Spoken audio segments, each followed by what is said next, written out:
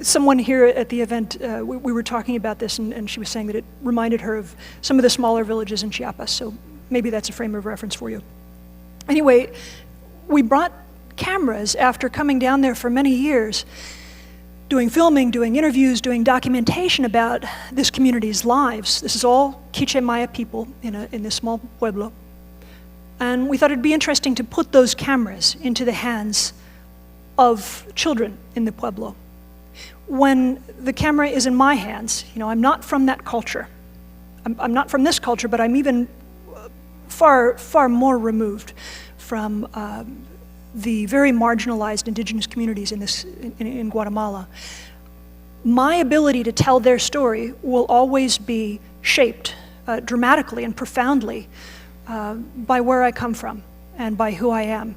And I thought it would be interesting, even in these small experiments, to see what parts of their lives they shed light on when you put these cameras in their hands. And as for the fact that they were children, it's not because that we think of the community as a bunch of children, but we wanted to teach young boys and girls how to use these cameras. We wanted to catch them at a young age and give them a sense of familiarity with being authors, with being creators, with having the right to tell their own stories, with feeling like that is a natural part of their lives, that they are not the subjects of media, but even there, in a place with all of the economic and social and political challenges that exist, just the challenge of getting water for your family, these cameras aren't going to fix those problems. It's not that it's a camouflage for those problems, but we wanted to see if it would help empower this younger generation in some way, maybe just some small way. And we wanted to do that with respect. So let's see the video.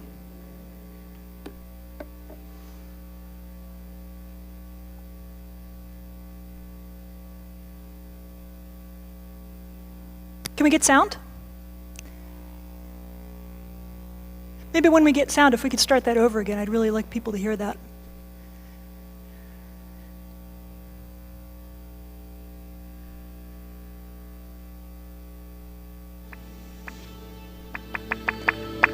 Can we start the video over? Few foreigners come to this remote Quiche Maya village.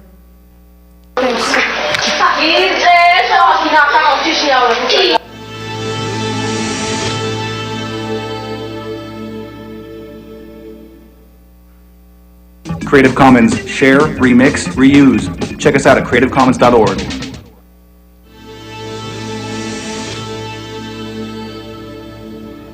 Few foreigners come to this remote Quiche Maya village in Guatemala's Sololá region.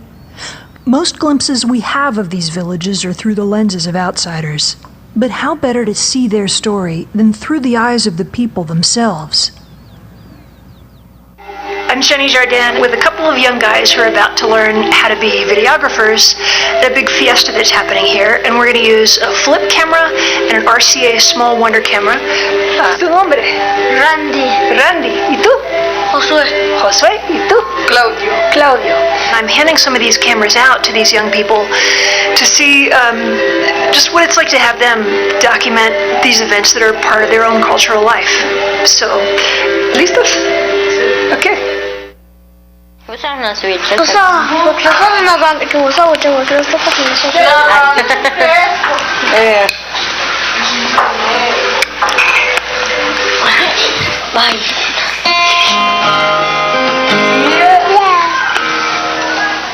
Tenang, jalan Om.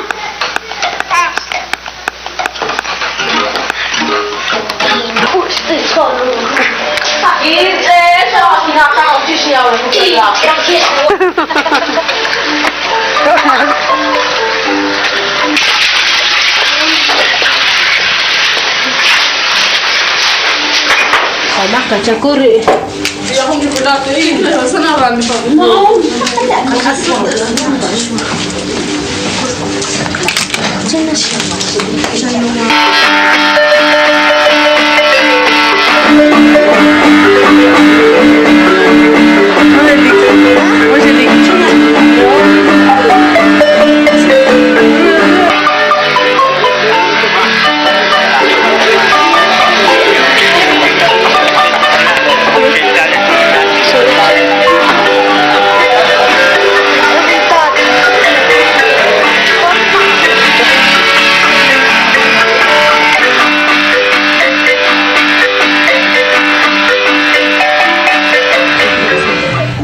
Marek acele.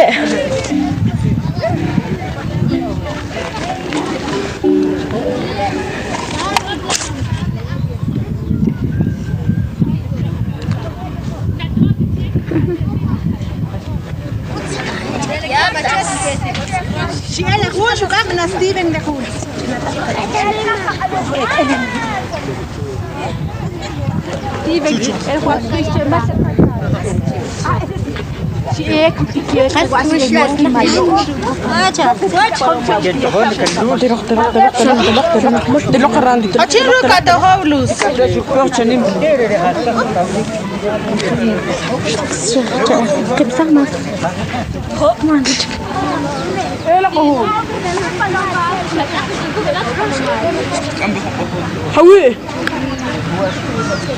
خاطر همشي دكتور وين جات ما قلنا ما Soy Randy, quiero mandarle un saludo a Xeni y muchas gracias. Some of the boys taped themselves throwing what looked like gang signs. Now, they're not gangbangers, but graffiti for Mara Salvatrucha, or MS-13, does exist here. Gang culture is also a part of rural life. Don Vittoriano is the local leader of an international nonprofit here, and he's using the cameras to document this work. He explains the strange gadget to a deaf-mute man he encounters.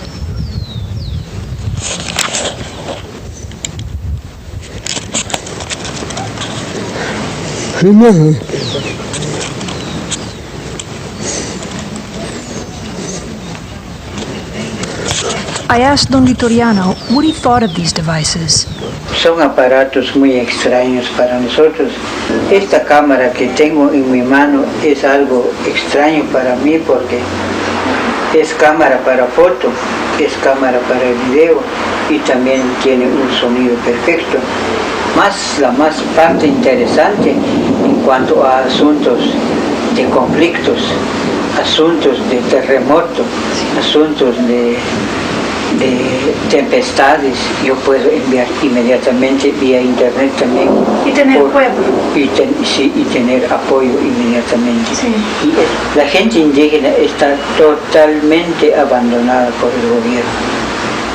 Capacidad tenemos, pero oportunidades no tenemos. Y además nos impide la situación económica. Las nuevas tecnologías que hoy fecha tenemos, pues es grandioso para mí. Espero que la tecnología avance más. Ese es mi deseo. These camcorders aren't magic wands. They're not going to make the basic survival problems in this pueblo disappear. But maybe the power of technology is one step towards opportunity. For Boing Boing TV, I'm Xeni Jardin. Creative Commons is designed to save the world from failed sharing. Creative Commons license can cover anything that copyright covers. Every license says you need to give me attribution. The basic choices are commercial use or not. Can you make derivative works? And do you want me to have to share alike? So if I take your stuff, do I have to offer it to the next person under the same terms?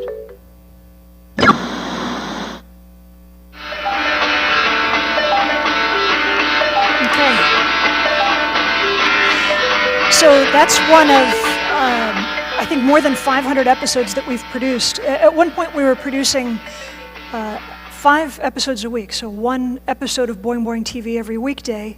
After about a year, I almost had a nervous breakdown, and we slowed down a little bit since then. I mean, in TV production, that would be a lot, but it's even greater when you're working with small budgets and sort of fly-by-night crews and trying to put things together very fast, you know? You produce things like this out in the field, and without a huge editing bay or a giant satellite truck, you know? No somos CNN, no somos Anderson Cooper. We're just out there with our laptops, you know, and a little, like literally uploading this stuff with cell phones sometimes. Yeah, so how much time do we have left? I don't know if we have time to show another video. Yeah, should we see another video? Okay, el otro video, por favor. BBTV World Parte 1. I'm sorry that I didn't bring more videos on different themes. I thought of, I was trying to choose which one of these to show you from the village. I'll show you another one. This is about El Molinero. Same town. Well, oh, good. Maybe this one will be good as well. Let's watch.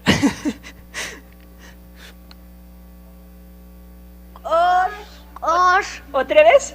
Osh. Osh. Sí.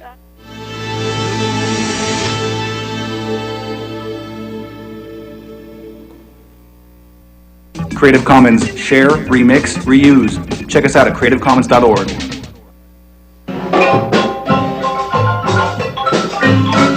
This rural Guatemalan village in the Sololá highlands started 10 years ago as a camp for internally displaced Quiché Maya people. Guatemala's 36-year civil war and a series of natural disasters left a hard legacy. Poverty here is extreme. I come here a few times a year to work with an international nonprofit managed with local Quiché leaders. Every day, the kids here do a chore for their parents. They take soft corn and they put it in a little dish. The corn's been soaked. And they take it to the grinder so that they can grind it up and make what's called cosh here, what's called nixtamal in Mexico. And that's what they use to make tortillas. ¿Cómo hacen tortillas? ¿Qué es lo que usted está cargando? Nixtamal. Sí. This is Wendy. Every afternoon she carries a bowl of soaked, hulled corn grown nearby up the mile-long path to the mill or molinero. ¿Usted va al molinero cada día? Sí. Sí, cada tarde. Sí, cada antes tarde. de cena. Sí. Sí. Ahí hay un gato.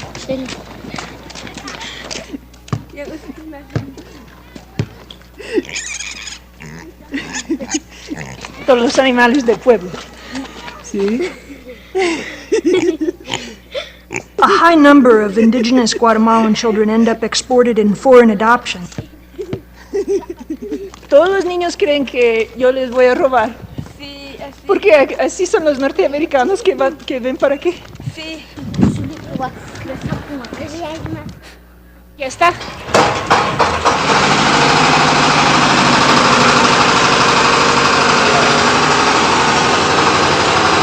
I don't know much about the old corn grinding machine, just that it's huge, it spews fuel exhaust, and it's really loud.